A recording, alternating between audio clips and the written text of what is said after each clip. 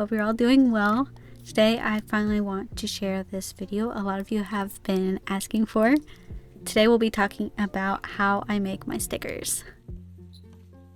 As I'm sure most of you guys know, I have a sticker tier over on Patreon where every month I design, print, and send out a sticker. Right now I send out around 50 stickers per month just for Patreon. And then I also have a store where I sell them along with my artwork. But before we get too far, I want to go ahead and thank Skillshare for sponsoring this video.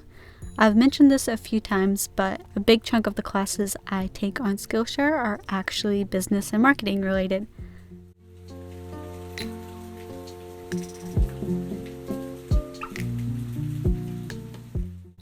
If you somehow don't know what Skillshare is an online learning community for creatives that offers thousands of classes including illustration, fine art, business, and more. Compared to workshops and other in-person classes, Skillshare is also incredibly affordable. An annual subscription is less than $10 a month.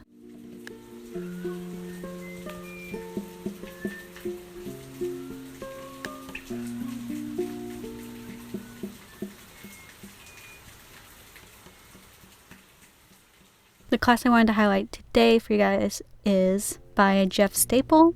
It's called Packaging Your Fashion Brand. The class is obviously geared towards people working on a clothing brand, but honestly it has a lot of really great information on branding in general, which is pretty important when you're selling stuff like stickers and running a shop. So if you would like to check it out after watching this video, you can click the link in the description to get 2 free months of premium membership to Skillshare and start exploring your creativity. The main video in this class I want to point you towards is the sticker one, obviously, and then also the creative packaging one. I think everyone knows how great stickers are, but I don't think a lot of people think about how important they are when you're running a shop. Almost every single order from my store includes a sticker. They're also something that's very affordable, so it's an easy way for someone to support you even if they don't have much to spend. Plus they can work as marketing. If someone happens to put your sticker on something a lot of people see, it could start a conversation which could bring even more people to your work. On that same page, stickers are also pretty low cost to start making, so if you're looking to get started with selling your art, selling stickers is a great first step. You probably won't make a lot right away with them, but they're a really good way to start getting a feel for selling your artwork and shipping out packages, as well as being something that will probably be the most popular item in your store. Jeff does a great job of covering some of the things that you should consider when trying to figure out what kind of stickers you should make, depending on how you want them to be used. He does say that he doesn't have a go-to sticker printer, though. And even though this is a video on how to make your own stickers, I wanted to take a second to recommend Sticker app. I still use them now, especially when I need to print a really big batch of certain sticker designs. Like my anatomical heart stickers, since I sell so many of them, it's more time and cost effective to get them printed.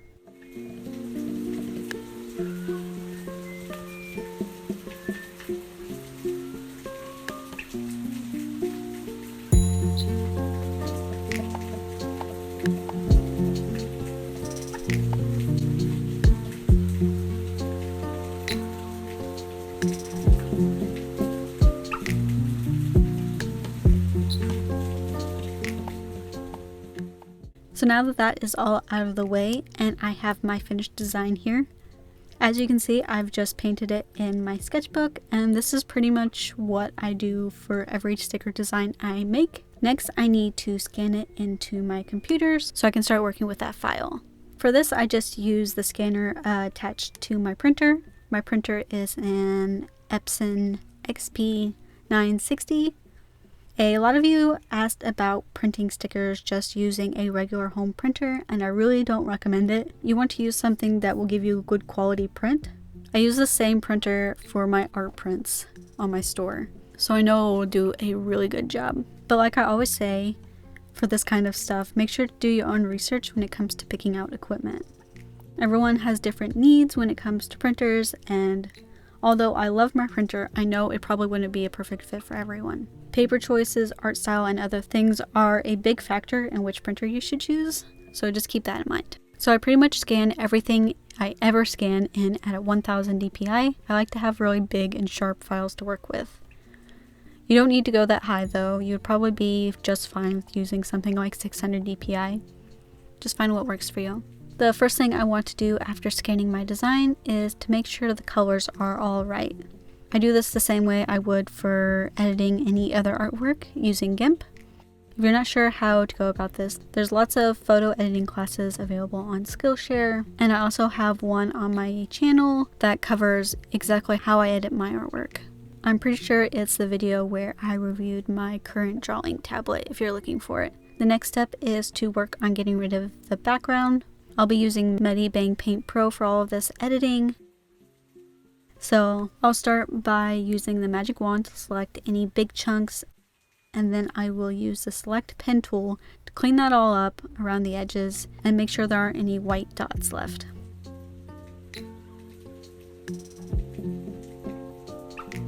Then delete everything. You can use a Command X to quickly just cut that out. After that, I will add a black fill layer below the artwork to make any remaining white spots easy to see and erase.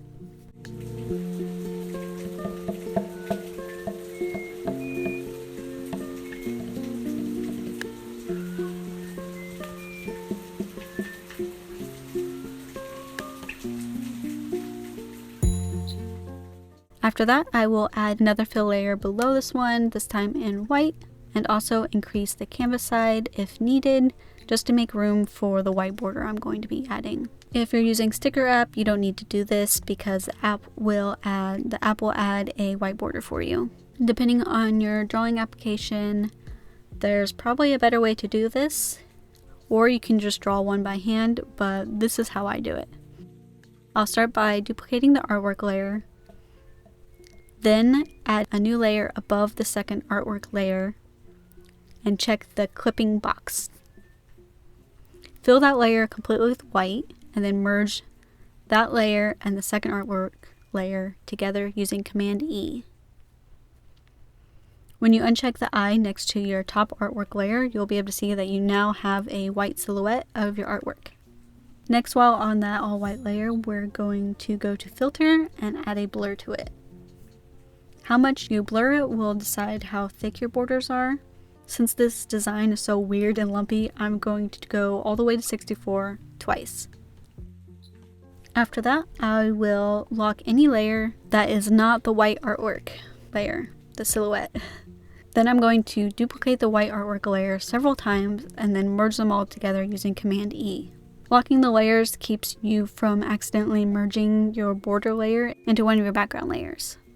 Basically, I'll go back and forth between duplicating and merging these layers until I have a solid edged border. This next step is optional, especially if you have some kind of sticker cutting machine. I don't yet, so I'll be cutting these all out by hand with a pair of scissors. So I need to fill any holes and also smooth out any difficult to cut areas.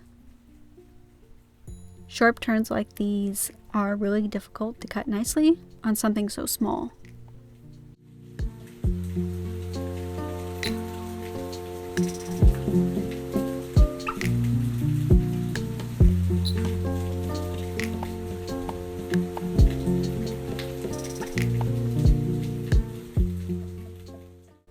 Once I'm finished with that, I'll start to clean up the artwork.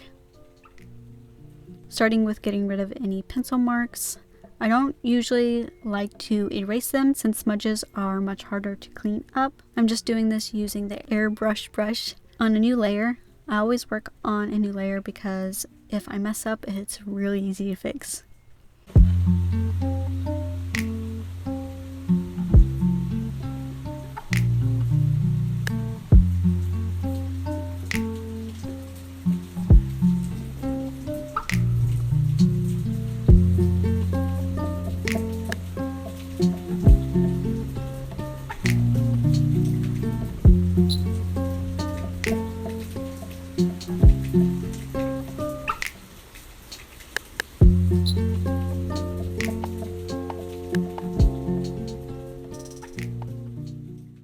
Once I'm happy with that, I can work on cleaning up the artwork, again on its own layer. We want to make sure that it prints out really nice and sharp, So we're going to remove and cover any specks on solid color sections like here on the bird, and make sure all the outlines read really well. I'm just using the acrylic brush for this since it blends in really well with the gouache texture.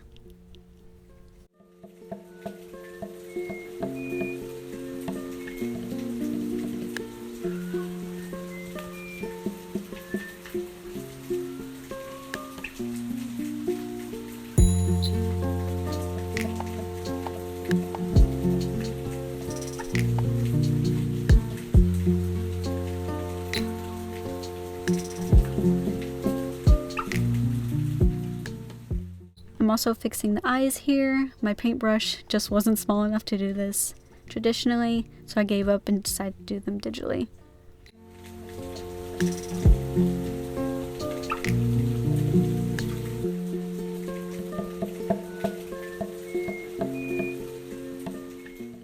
When you click the new layer on and off, you can already see the improved readability between the two. I didn't record this next part, but also went through and cleaned up all of the red outlines around the artwork and made it more consistent. I feel like if you have outlines on your sticker design, you want them to be really solid. It helps the image stand out. The last step before I get ready to print is adding a cut line. This is really only necessary if you're cutting by hand.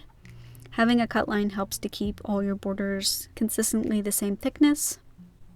To do this, I will just duplicate the border layer and add a black clipping layer on top of that. You can just leave it like that if that works for you, or you can merge it down and add a slight blur to make it easier to see if you'd like.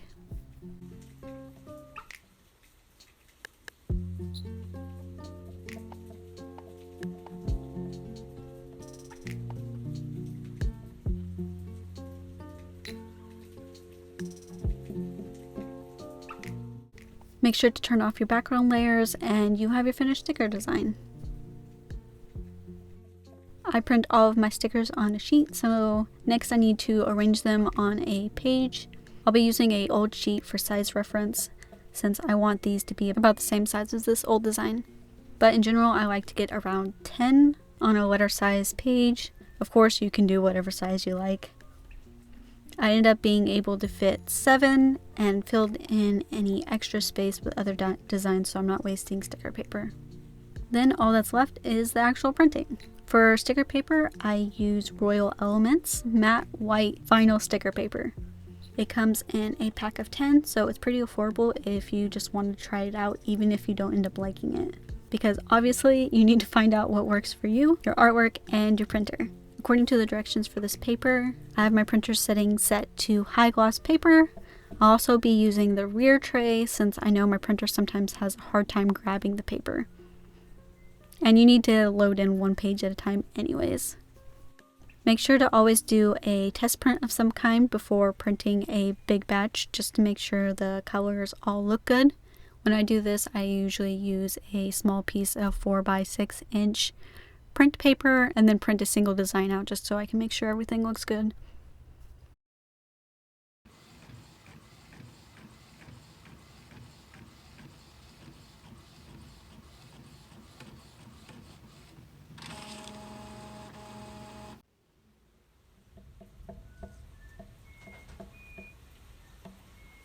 After that, the pages need to sit for 5 minutes before I can start cutting them.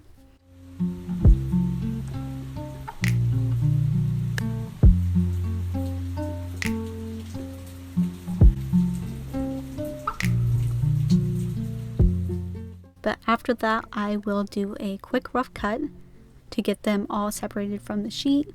Also go around and cut off all of the edges from each page because they're sticky and I don't want them sticking to each other. Once that's done, I will get ready to fully cut them.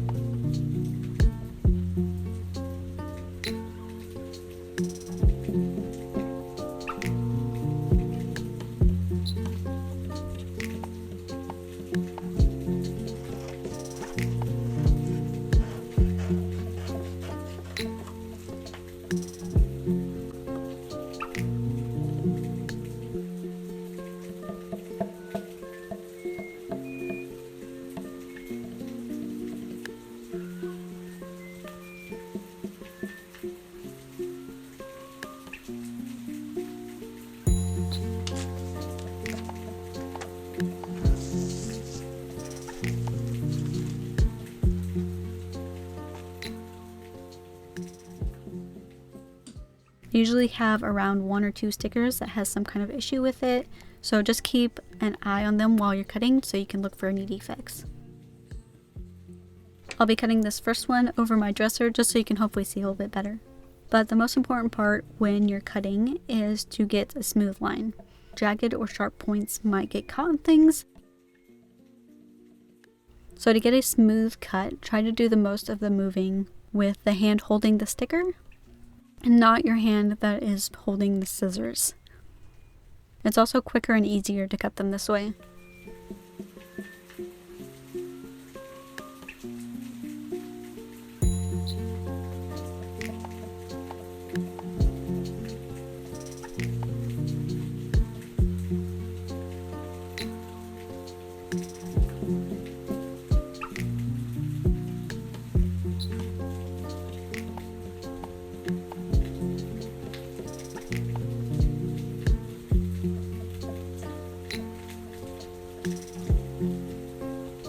If you're working on a big batch, remember to take lots of breaks for your hands and to get up and stretch a lot if you hunch over a lot like I do. I really hope you guys found this helpful, and make sure to check out that link in the description for 2 free months of premium access to Skillshare.